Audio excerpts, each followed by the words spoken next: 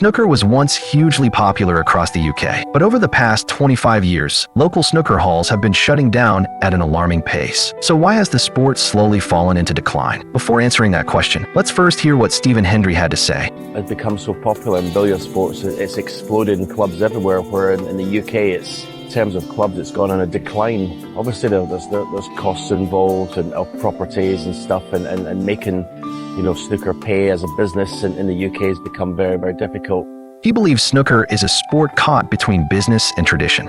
The professional tour still attracts massive television audiences. Global prize money has also reached record levels. On the surface, the tour appears to be in great shape, but the reality is very different. Because beneath the professional spotlight, another situation is quietly unfolding. At the amateur level across towns in the UK, snooker is slowly disappearing. Take one domestic UK poll as an example. It asked a very simple question. Have long-term club closures forced you to change where you play snooker? Out of 300 votes, 46% answered yes. That's almost half. This number is not exaggerated. It reflects real-life experience. People aren't leaving snooker. It's a very, very family-orientated club. I've only been representing them for, let's just say, about 6 months now, and I just feel like I've been here for forever.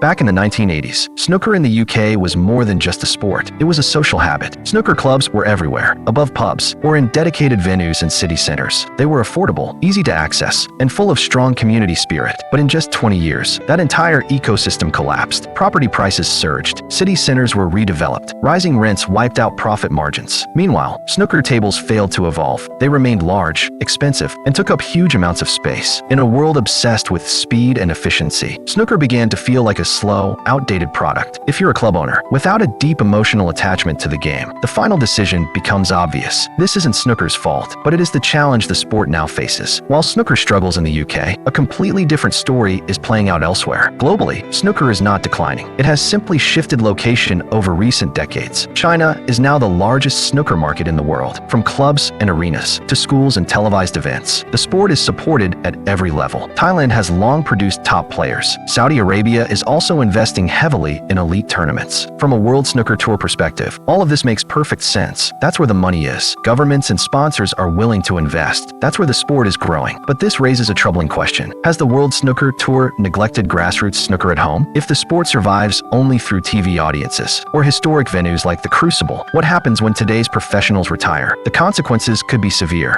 Unlike many other sports, snooker requires tables, venues, and accessible places to play. When local clubs disappear, the pathway for developing talent disappears with them. Talent doesn't vanish overnight, but over time, it slowly dries up. If snooker becomes a sport you can only watch, but can no longer play, then its future is already on a path toward extinction.